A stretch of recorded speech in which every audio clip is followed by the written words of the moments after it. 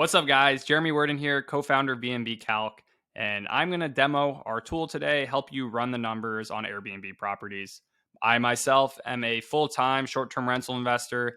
I have 25 Airbnb listings that pull in over $1 million a year. So I do this full-time, and I know how important it is to analyze deals at scale quickly and efficiently to figure out which opportunity is going to be the right one for you.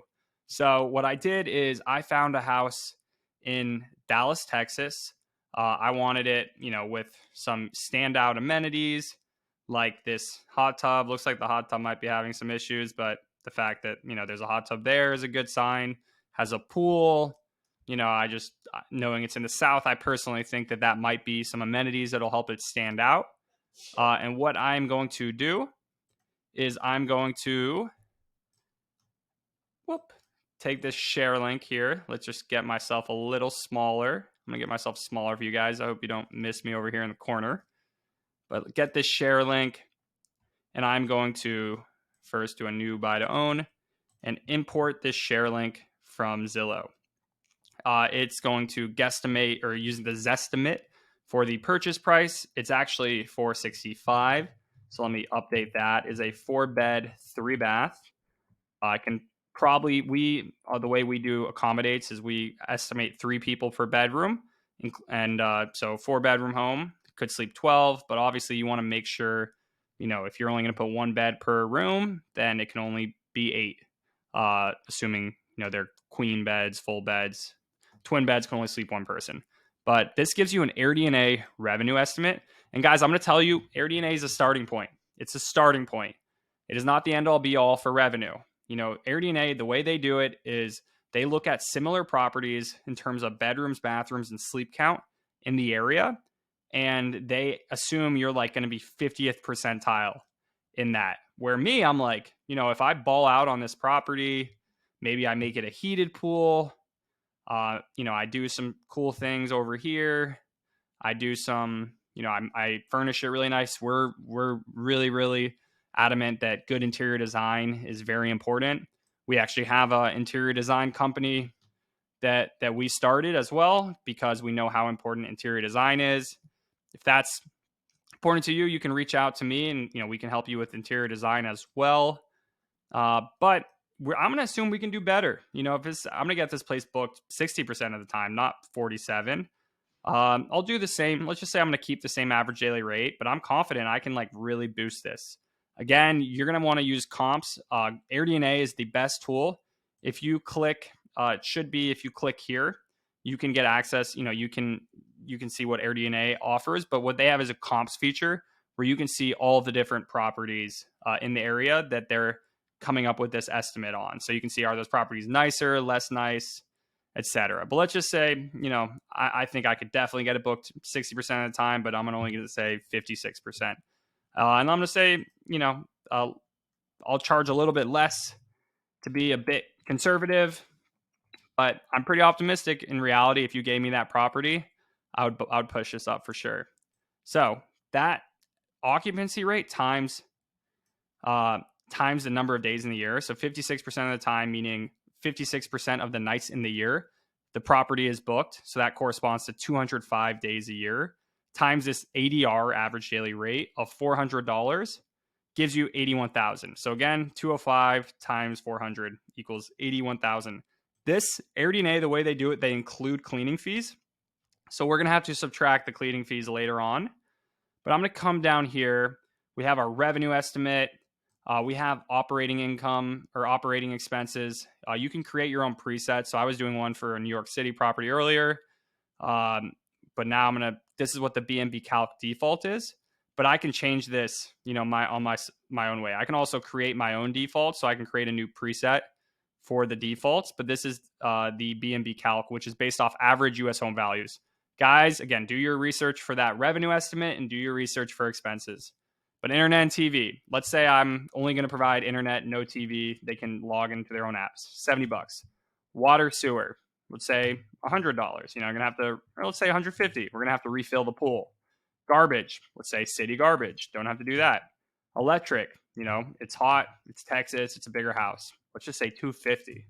Gas, the house doesn't have any gas, maybe 0. And then let's say 50 for just like miscellaneous, I don't know, whatever, we just want you to be able to fill in your own in case there's another utility, but I'm just going to leave it there. Actually, I'm going to take it out. This house doesn't, and instead say, all right, this house has a gas stove, which is like $50 a month. Maintenance.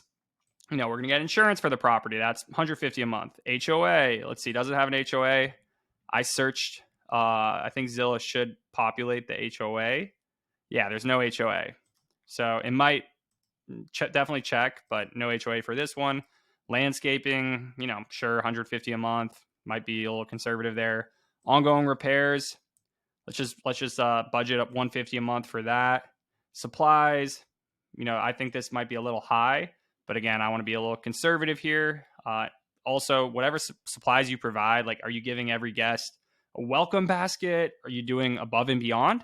That's going to cause your supplies to go higher. Are you doing, the essentials, just coffee, toilet paper, paper towels? You probably could go lower, but let's just keep it here. Software, I know for me, my software stack is between my dynamic pricing software and my property management software is $38 a listing. Pest control, we're going to pay for that. Permits, you're going to have to look up Dallas, if they have a permit registration process. And we can even look it up, short-term rental regulations, Dallas. We can see, they're supposed to register. So we have to register Dallas short-term rental permit. How much does it cost? All right, let's just assume $100 because I don't really want to look it up right now, which honestly, that wouldn't be a month. That would probably be a year. So let's just say like $10 again. This is monthly, so let's just keep this as month. It could be 50, it could be less. Again, that's 10 times 12 would be the yearly permit cost. Cleaning, we put generally 10% as my estimate for cleaning for a property. This house right here, probably clean it for like $125, $150. Assume it's going to get cleaned like 4 or 5 times a month, but sometimes you're going to have renters who rent for 2 or 3 weeks, a month. Sometimes you're going to have a bunch of renters. So it's on you to kind of figure out what that cleaning cost is based, you might only do weekly rentals. You're going to have less cleaning than someone who does daily rentals. I have found generally for, my portfolio, about 10% is what I budget for on an annual basis. Some months you're going to have more, some months you're going to have less, depending on occupancy. So I'm going to keep that in there. But again, it's something that you're just going to want to be thoughtful of. We're going to deduct the Airbnb fee. Let's assume all of our bookings are on Airbnb. In that case, they charge a 3% fee that you're going to have to make sure to account for. Let's, property manager. Do you have one? If so, you put them in here. What do they charge? Let's say they charge 20%. Whoop. Then you're going to see, sorry, let's get this slid. All right, $13.64 a month is what we're going to pay a property manager in this instance. We self-manage and we advocate for self-management. If you want to learn how to do self-management, I manage 25 myself. And to be frank, I don't really spend all that much time doing that even at this point. We can help you with that. Feel free to reach out using, the links or below. And if that's something you want help with.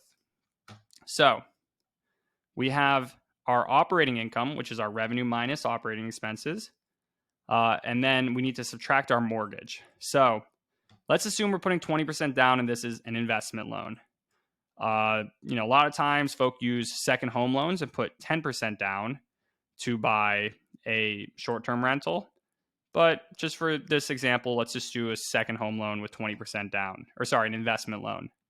Right now, interest rates are actually kind of gone down of late, but let's just keep this at a 7% for the example here. But actually, it has gone down of late. I think today might be like 6.3 probably for something like this, maybe more. Property tax, this is going to pull from Dallas County and come up with what their percentage is. And then it's going to try to give an estimate for your yearly property tax. It's going to give an estimate. Property tax changes based off how often you're assessed. But here, it's actually, it's telling you that it's going to be $8,000 a year or $667 a month. So we're going to want to go with, we give an estimate, but definitely going to want to come up with a better estimate on that front. PMI. If you go under 20% down on a conventional financing, you have to pay what's known as primary mortgage insurance, which here, it could be higher or lower. You're going to have to look into your specific situation and see what your bank charges you for PMI. Generally, it's about 0.5%, which for this particular property is going to equate to $193 a month. But once you get to that 20% threshold of equity, you actually don't have to pay PMI anymore. Again, this is for conventional financing. So we're going to start with 20% down, so we have no PMI. Bang. So after our mortgage, we come up with our cash flow. We can look at things from a monthly basis, annual basis, 5 years, 10 years. We can then look at our charts and see how this investment value is increasing over time. It's starting as initial cash investment, which you get our cash investment summary below. But you can see how it goes up over time. One thing I'm going to want to fill in is, like I said, guys, I might do some work to this house. I want to make it ball out. And, so in order to really do that, let's say we're going to have to repair that hot tub. Looks a little jank. Let's say we're going to do some more landscaping in the backyard. What else would we do? Honestly, maybe clean this floor. Shouldn't be too expensive. Put in turf maybe here, maybe a little golf, maybe a little putt-putt. Let's just say we're going to do a putt-putt. Let's say we're going to do a tiki hut, putt-putt. Make this into look like a tropical summer experience. Here, we're going to do all this patio furniture, put a little ping pong pool table in the garage. So let's say renovations, we're in for, I don't think it needs that much, but let's just say like 25 grand. And here, you can do the cost. A lot of people do the cost per bedroom furniture estimate method. I prefer the cost per square foot. But again, we like to give both options. So our default's $10 a square foot. If you go on Facebook Marketplace and Craigslist, you might be able to go down. If you're balling out, you're probably going up. I'm going to sit here at that affordable or moderate range and, assume $12 per square foot. I'm going to get that patio outdoor furniture from Facebook Marketplace and save some money there. But let's just assume, we go up to 14, including the outdoor areas. So our total furniture is 37 grand. This makes if we're going to add this up, we got our down payment, 20% down, furniture and renovations. So 62 grand, furniture plus these renovations right here, plus our closing costs. Closing costs on average is about 3% of the financed amount. Not 3% of the purchase price, 3% of the financed amount. However, if you want to put in a specific dollar amount, maybe check your closing disclosure document or ask your bank what they're typically do for closing costs. But let's get that. Let's just say 3% right here. So $13,950. So now we know we need $168,616 to purchase, furnish, and renovate the property. So how does that investment change over time? Well, that initial investment, if we look at this chart here, we can see that, that down payment of 93 grand is going to raise in value over time. So we have our cash flow in blue. We have our appreciation, which is controlled by this slider. Let's say we have no appreciation. Let's say we appreciate, COVID numbers, 15%. Is that realistic for a 10-year period? Probably not, but historical averages have been like 5%. But let's just conservatively estimate properties go up, 3% a year on each year. Revenue appreciation. Generally, properties make more and more money each year. It's not a guarantee. Ours generally have, but others necessarily haven't. Let's say we take it out and assume it's, the same revenue every year. Still, you can see. So we can see how the property appreciates. We can take that out. We can even look at, if you just want to look at that principal pay down by itself, we can see how principal pay down changes over time. If we want to see how appreciation by itself, we can make that by itself. If we want to just say cash flow plus principal pay down, what's that look like? We can kind of look at those parts independently. So it's really, really advantageous to visualize. One thing we don't include, so here we have our KPIs, our key performance indicators. Cash on cash return being a main one, which is the percentage of your initial cash investment that you make back in that first year. So, which will be your profit divided by your initial cash investment. We have our cap rate. This is generally what institutional investors use to look at different deals and not think about the financing option they're going to get. So it's good to compare different deals, like, a short-term rental versus a multifamily deal. STRs generally done right are going to get much higher cap rates. They're also going to get significantly higher cash on cash return. And our return on investment, which our ROI includes different components. Includes that principal pay down, includes the appreciation, revenue appreciation. Should include that, but it should include the property appreciation. But let's just, I think, found a little bugger there. We'll get that later. And then the renovations, you can include it or you don't need to. So right now, a lot of the returns are being held down by the fact that we just put 25 grand into renovations as well as the furniture. But furniture, it's hard. Furniture decreases in value very quickly. It's a depreciating asset, whereas the property itself is generally an appreciating asset, meaning properties go up in value, furniture goes down in value. But we can assume if we did, we added a putt, we added, we did nice stuff to the backyard, we probably increased the value of the property. So that's something that would, kind of help this return on investment. But so it's up to you. What do you want to include? Do you want to include, you definitely include your profit cash flow. You should, include the principal pay down, but do you want to include the renovations? Here, it's going to include it on a one-to-one basis. A lot of the times, like home flippers, they assume all right, we've put in 25 grand, we're going to increase the value of the home 75 grand. That's the calculation they do. But here, if you want to choose to include it, it's going to be on a one-to-one basis. So renovations, again, we'll just include that, and then we can see what our ROI looks like and, see the difference there. So that right there is how you use this tool on an individual property level. If you want to share it, you can just click it, copy it, send it to your business partner.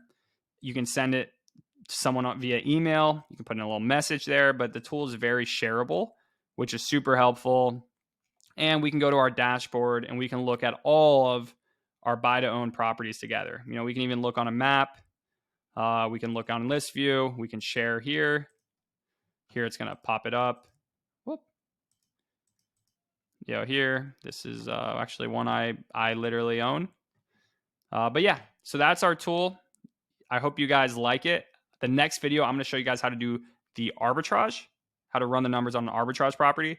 So stay tuned for that. And also stay tuned. We're going to be making a mini course soon that just helps you guys use our tool to the best extent possible. If I can be helpful with anything, feel free to reach out. Again, Jeremy Worden here. Appreciate you guys making. If you guys can comment any questions you have, comment them below. If you guys need any help, want myself or anybody, we work with to, help you, just reach out. We're super, our ears are open. We want to help you guys be as successful as possible using our tool and just being a short-term rental investor. All right, guys, until next time.